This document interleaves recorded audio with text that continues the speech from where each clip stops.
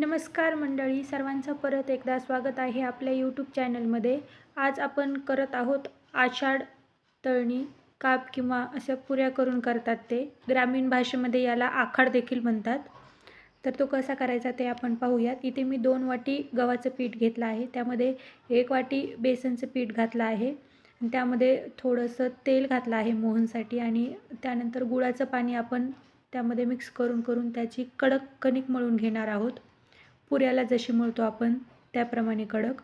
त्यानंतर आपण जिरे आणि ओव्याची इथे बारीक पावडर करून घेणार आहोत मिक्सरमध्ये।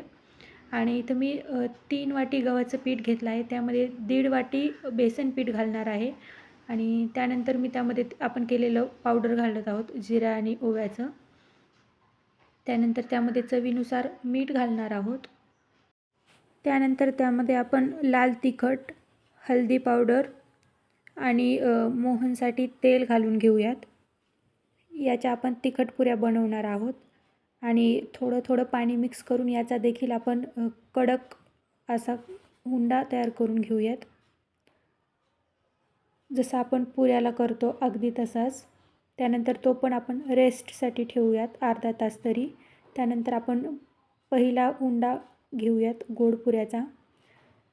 याच्या आपण कापण्या करून घेणार आहोत। व्हिडिओत दाखवल्याप्रमाणे मी आधी असं लाटून घेत आहे। थोडं पीठ लावण्याची गरज वाटली तर तुम्ही लावून घ्या, नाही तर तेल लावा। त्यानंतर अशा कापण्या करून घेऊ। मी इथे चौकोनी कापणी करून दाखवत आहे। तुम्ही डायमंड शेपमध्ये किंवा इतर कुठल्या शेपमध्ये देखील करू शकता, त्या देखील मी केलेल्या आहेत काही पुढे।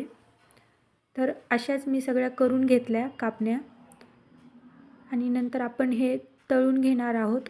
याच्या गोड पुऱ्या होतात, म्हणजे गोड कापण्या।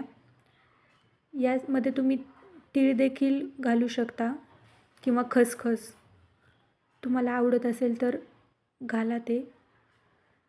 आणि छान लालसर रंगावर हे तळून घेणार आहे मी। त्यानंतर आपण तिखट पुऱ्या लाटायला घेऊयात। या मी पुऱ्या लाटत आहे, त्यामुळे आधी छोटा पेढा घेतला आणि नंतर त्याची अशी मीडियम पुरी लाटून घेतली आहे, जास्त जाड नाही जास्त बारीक नाही अशी। आणि नंतर या सगळ्या आपण तळून घेणार आहोत। बाहेर पाऊस वगैरे चालू असतो त्यावेळी अशी तळणीचे पदार्थ केले जातात, त्याचमुळे कदाचित आपण असा आषाढ किंवा आखाड करत असू। आपला आषाढ रेडी आहे। तुम्हाला कसा वाटला ते नक्की सांगा। व्हिडिओ शेवटपर्यंत पाहिल्याबद्दल धन्यवाद।